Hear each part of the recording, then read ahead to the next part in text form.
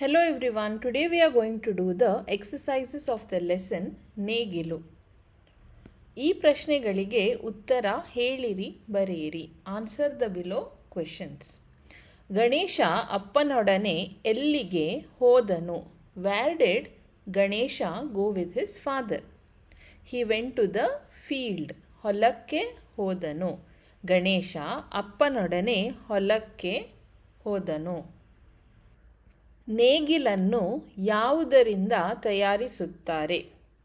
What is the plow made of? It is made of wood and iron. ಮರ ಮತ್ತು ಕಬ್ಬಿಣದಿಂದ. ನೇಗಿಲನ್ನು ಮರ ಮತ್ತು ಕಬ್ಬಿಣದಿಂದ ತಯಾರಿಸುತ್ತಾರೆ. ಭೂಮಿಯನ್ನು ಉಳುವುದರಿಂದ ಏನು ಪ್ರಯೋಜನ? What are the benefits of plowing? ಭೂಮಿಯನ್ನು ಉಳುವುದರಿಂದ ಬಿತ್ತನೆ ಮಾಡಿದ ಧಾನ್ಯಗಳು ಚೆನ್ನಾಗಿ ಮೊಳೆತು. So ploughing helps the seeds which are sown to germinate well. ಬೇರು ಬಿಟ್ಟು allows the roots to grow deep and strong. ಬೆಳೆಯಲು ಅನುಕೂಲವಾಗುತ್ತದೆ. Ensures the healthy growth of the crop. I repeat, ಭೂಮಿಯನ್ನು ಉಳುವುದರಿಂದ ಬಿತ್ತನೆ ಮಾಡಿದ ಧಾನ್ಯಗಳು ಚೆನ್ನಾಗಿ ಮೊಳೆತು ಬೇರು ಬಿಟ್ಟು ಬೆಳೆಯಲು ಅನುಕೂಲವಾಗುತ್ತದೆ. ಬಿತ್ತನೆ ಮಾಡಿದ ಧಾನ್ಯಗಳು means the seeds which are sown. ಬೇರು ಇಸ್ ರೂಟ್. ಬೆಳೆಯಲು ಮೀನ್ಸ್ ಟು ಗ್ರೋ. ಆವರಣದಲ್ಲಿ ಕೊಟ್ಟಿರುವ ಅಕ್ಷರಗಳಲ್ಲಿ ಸೂಕ್ತ ಅಕ್ಷರ ಆರಿಸಿ ಖಾಲಿ ಬಿಟ್ಟ ಸ್ಥಳಗಳಲ್ಲಿ ಬರೆಯಿರಿ. So, a word is given with one letter missing. We have to choose the right letter from the options given in the brackets and complete the word. An example is given, Madari, be dash ya. So, it is besaya. So, sa is the letter. Praram dash su. It is prarambhisu. Prarambhisu means to start or begin. Next, u dash me. Ulume. Ulume is to plow. Si dash te. Siddhate. Siddhate means to prepare. Ra dash kavi. Rashtra kavi. National poet. ಕೊಟ್ಟಿರುವ ಪದಗಳನ್ನು ಅರ್ಥಪೂರ್ಣವಾಗಿ ಜೋಡಿಸಿ ವಾಕ್ಯ ಮಾಡಿರಿ. So, some words are given. We have to make meaningful sentences out of the words. So first is Besayagara Uttama Ramanna.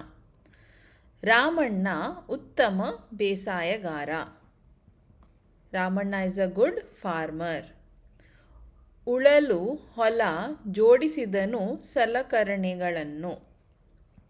So the correct sentence is ಹೊಲ ಉಳಲು ಸಲಕರಣೆಗಳನ್ನು ಜೋಡಿಸಿದನು.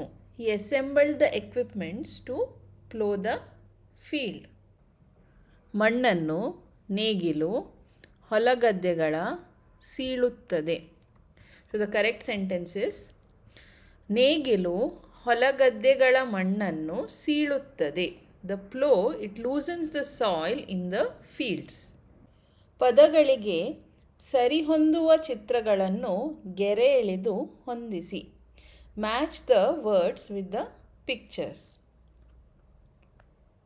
ಪಿಕಾಸಿ. ಪಿಕಾಸಿ is a pickaxe. So ಕುಂಟೆ. ಕುಂಟೆ is a cultivator. ನೊಗ yoke. ಕುಡುಗೋಲು is a sickle. ಈ ಪ್ರಶ್ನೆಗಳಿಗೆ 2 ವಾಕ್ಯಗಳಲ್ಲಿ ಉತ್ತರ ಬರೆಯಿರಿ. Answer the below questions in 2 sentences. ನೇಗಿಲು ಏಕೆ ಬೇಕು? Why do we need the plough or why is the plough needed? ಹೊಲಗದ್ದೆಗಳಲ್ಲಿನ ಮಣ್ಣನ್ನು ಸೀಳಲು ನೇಗಿಲು ಬೇಕು.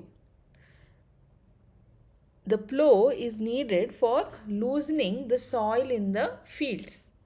ಇದರಿಂದ ನೆಲದ ಆಳಕ್ಕೆ ಗಾಳಿ, ನೀರು ಮತ್ತು ಬೆಳಕು ಸರಾಗವಾಗಿ ಪ್ರವೇಶಿಸುತ್ತದೆ.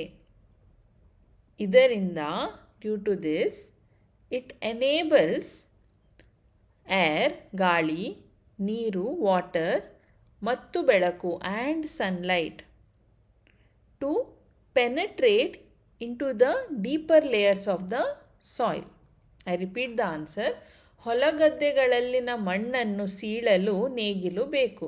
ಇದರಿಂದ ನೆಲದ ಆಳಕ್ಕೆ ಗಾಳಿ, ನೀರು ಮತ್ತು ಬೆಳಕು ಸರಾಗವಾಗಿ ಪ್ರವೇಶಿಸುತ್ತದೆ.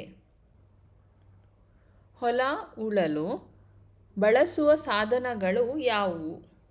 What are the tools used for ploughing the field?